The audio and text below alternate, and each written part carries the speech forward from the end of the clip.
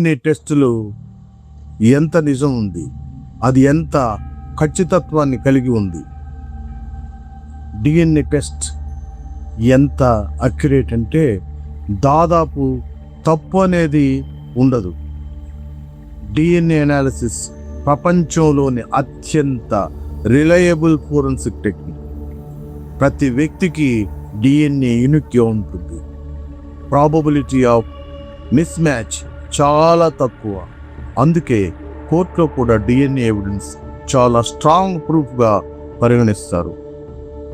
DNA అనాలిసిస్ని ప్రతి ఒక్కరూ ఇవాళ నమ్మడానికి కారణం దానిలో ఉండే ఖచ్చితత్వం.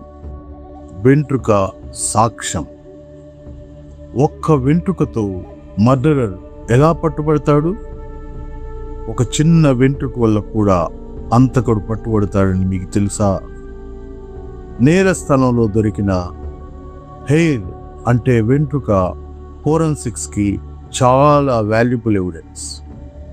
హెయిర్ రూట్లో డిఎన్ఏ ఉంటుంది. ఫోరెన్సిక్ ల్యాబ్లో ఆ డిఎన్ఏని అనలైజ్ చేసి అనుమానితుని డిఎన్ఏతో కంపేర్ చేస్తారు.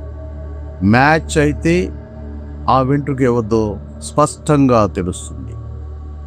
రూట్ లేకుంటే వాటిపై ఉన్న మార్ఫలాజికల్ క్యారెక్టర్ని అనుమానితుడితో కంపేర్ చేసి తెలుసుకుంటారు.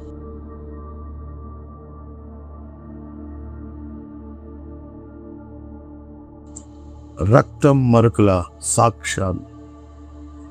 నేర స్థలంలోని రక్తం లేదా రక్తపు చుక్క వంటి శాంపిల్ దొరికితే ఫోరెన్సిక్ ఎక్స్పర్ట్స్ ఏం తెలుసుకుంటారో మీకు తెలుసా?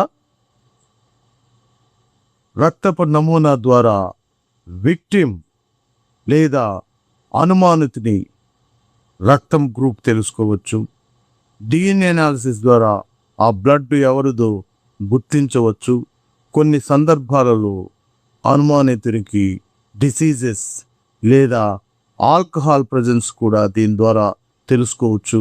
ఈ రక్తం చిన్నపిల్లలదా, పెద్దవారిదా, ఆడవారిదా లేదా మగవారిదా అన్న విషయాన్ని తెలుసుకోవచ్చు. ఎంత ఎత్తు నుంచి పడింది, ఏ కోణంలో పడింది అన్న విషయాలు తెలుసుకోవచ్చు. అందుకే బ్లడ్ ఎవిడెన్స్ నేరస్థల పరిశోధనలో చాలా ముఖ్యమైనది. ఇది నేరస్థల పునర్నిర్మాణానికి ఎంతగానో ఉపయోగపడుతుంది.